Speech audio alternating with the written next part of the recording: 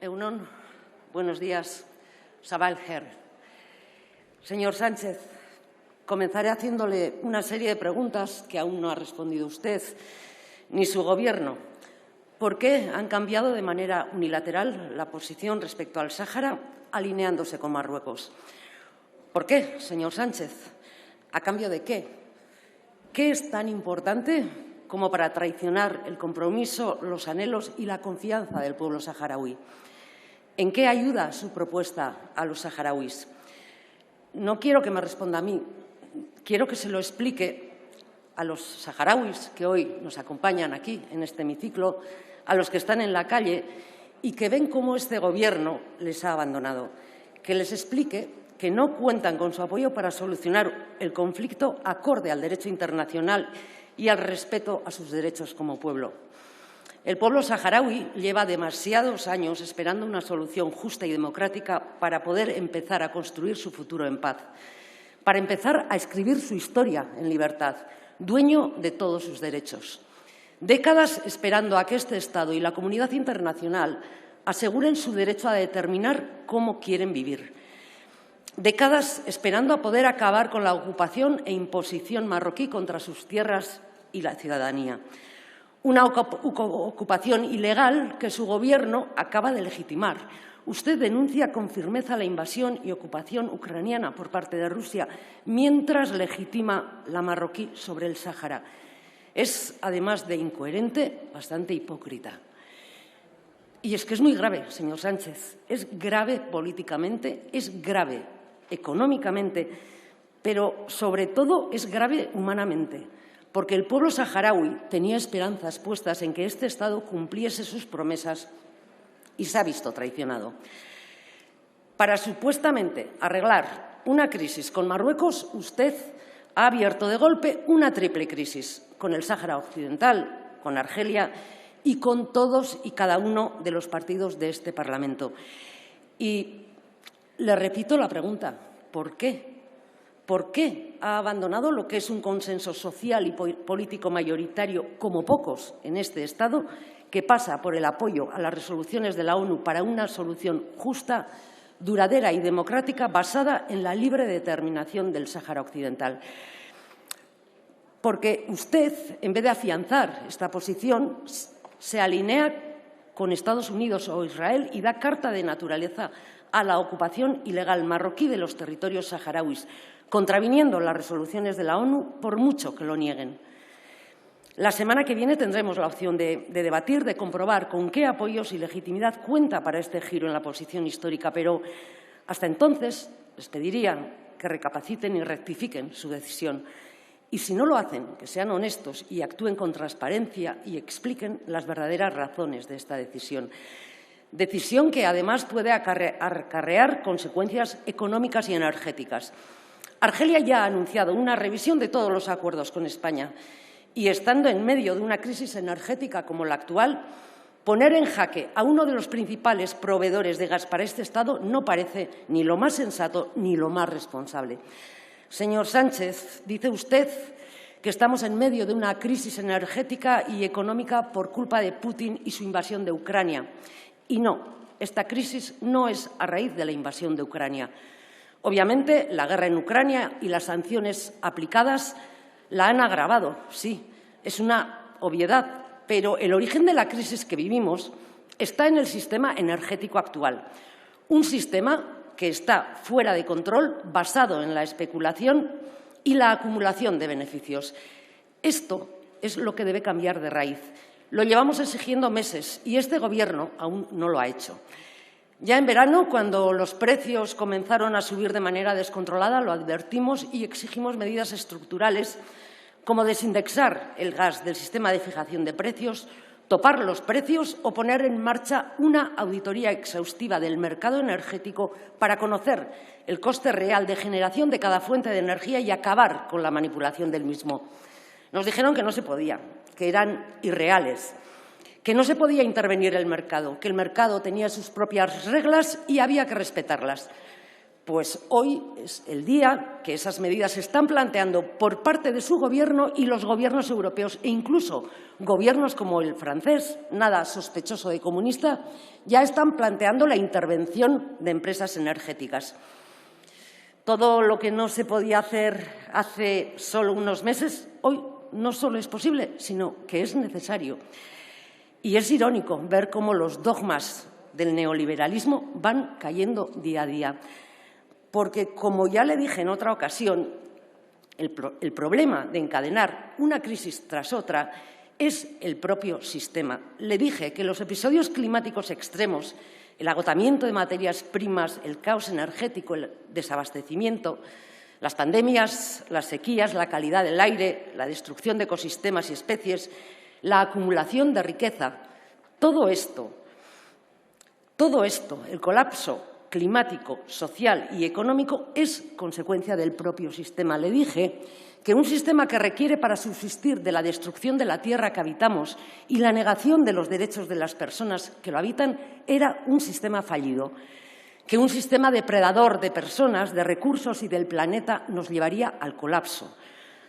No sé si lo recuerda, señor Sánchez, pues aquí lo tiene, caos y colapso. Quizá ahora me entienda, comparta esta reflexión y podamos empezar a hablar de la necesidad de esa necesaria transformación. La invasión de Ucrania y sus consecuencias ha vuelto a dejar en evidencia la debilidad de un sistema mundial en el que las guerras y las tensiones bélicas generadas por intereses geoestratégicos, energéticos y económicos se sucederán y generarán consecuencias humanas y sociales cada vez más duras. Consecuencias que deberemos enfrentar, sí, afrontarlas, pero si solo atendemos a las consecuencias olvidando las causas, las crisis se sucederán una detrás de otra. Por tanto, necesitamos abordar este reto desde una visión dual, desde la transformación estructural del modelo energético, económico y social, a la par que activar medidas paliativas frente a la pérdida de bienestar social y económico a la que se enfrenta la ciudadanía.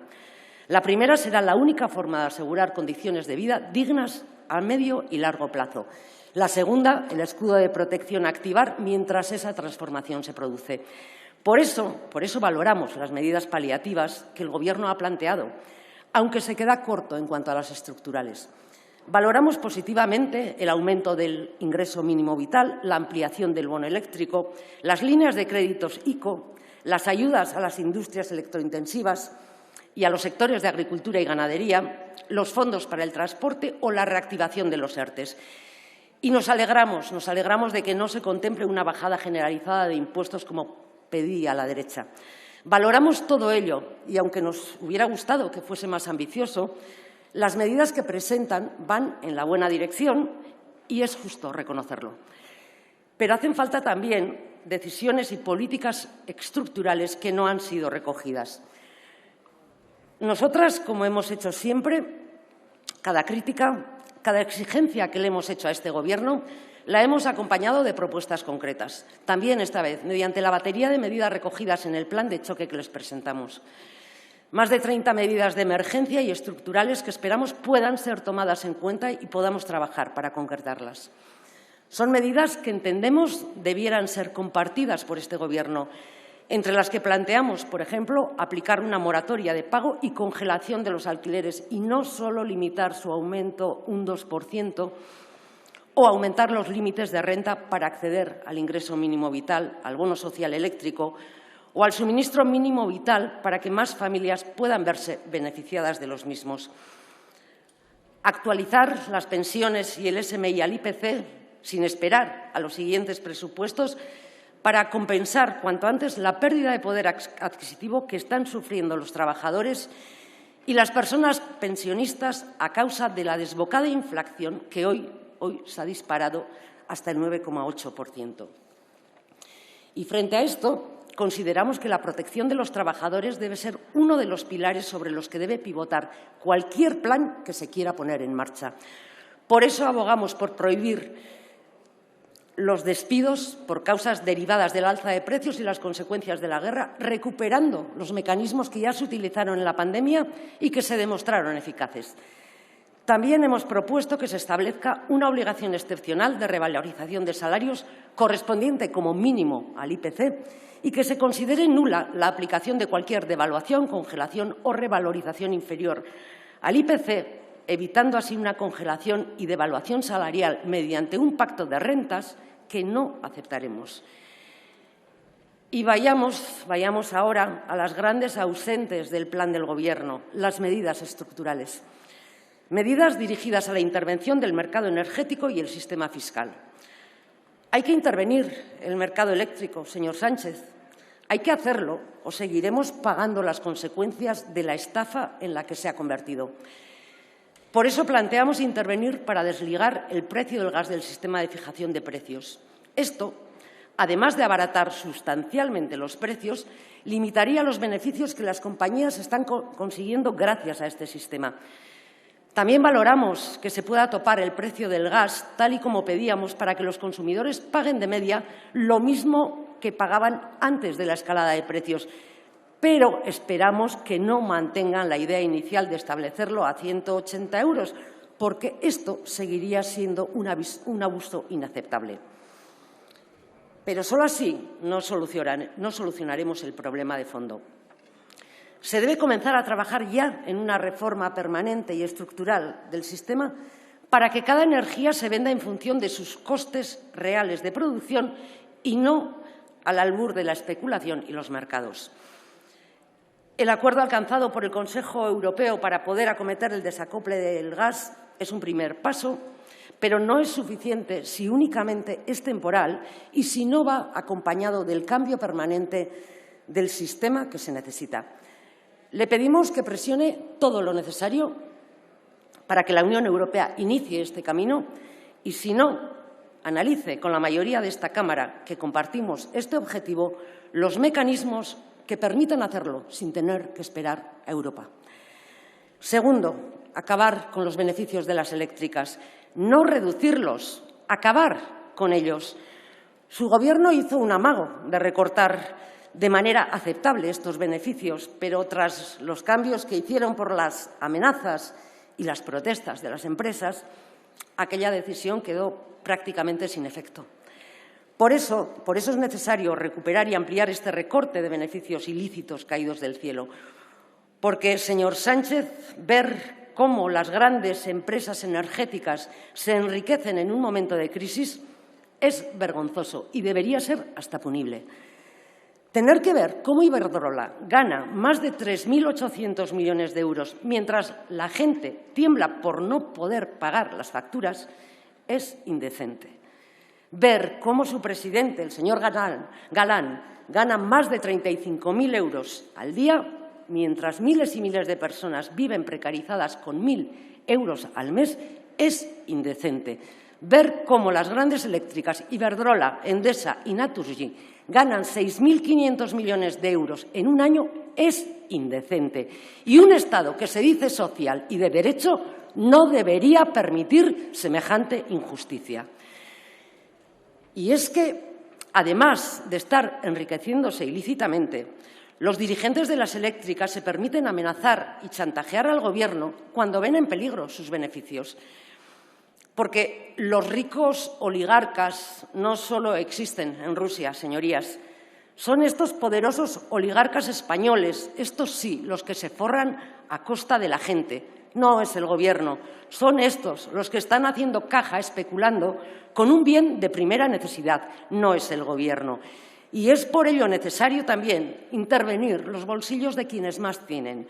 Si de verdad queremos que esta vez la crisis no la paguen los trabajadores y trabajadoras, los autónomos y las pequeñas y medianas empresas, como ocurrió en 2008, tocará meter mano a quienes pueden, pero nunca asumieron su parte de la crisis, porque a la mayoría trabajadora ya no se le puede pedir más. Ya han hecho todo el esfuerzo posible y aún siguen recuperándose. Por eso, frente a la derecha y su bajada generalizada de impuestos, Euskal Herria Bildu propone aplicar un impuesto especial a las empresas energéticas del 12% sobre beneficios. Un impuesto a la banca para que devuelvan los 60.000 millones que aún nos deben del rescate bancario. Un impuesto a la riqueza y las grandes fortunas y un tipo efectivo en el impuesto de sociedades del 15% sobre beneficios. Sí, señorías, pedimos más impuestos a los ricos, más impuestos a las energéticas, a la banca y a las grandes empresas, porque ahora les toca a ellos asumir el peso de esta crisis y sostener y financiar todas las medidas de protección de derechos que ellos mismos han puesto en jaque. Es posible, sí, aumentar los ingresos sin tocar el bolsillo de la clase trabajadora. Es perfectamente posible. Porque, señor Sánchez, de no hacerlo, ¿cómo piensa pagar todas estas políticas? ¿Cómo piensa sufragar todas estas medidas? Mire, venimos de una pandemia que trajo consigo consecuencias humanas, económicas y sociales brutales. Se invirtió una gran cantidad de recursos en proteger a las personas, el empleo y el tejido productivo. Y fue una buena decisión. Ahora encadenamos otra crisis con consecuencias muy graves, con un alcance que aún desconocemos. Se activan nuevas medidas para paliar el impacto y se deberán tomar aún más. Medidas que de alguna manera habrá que financiar. Y frente a ello existen dos opciones: endeudarnos más y realizar recortes o aumentar los ingresos. ¿Cuál es su fórmula, señor Sánchez? Y mire, le digo con sinceridad que queremos creerles cuando dicen que esta crisis no la pagará la ciudadanía y que no habrá recortes.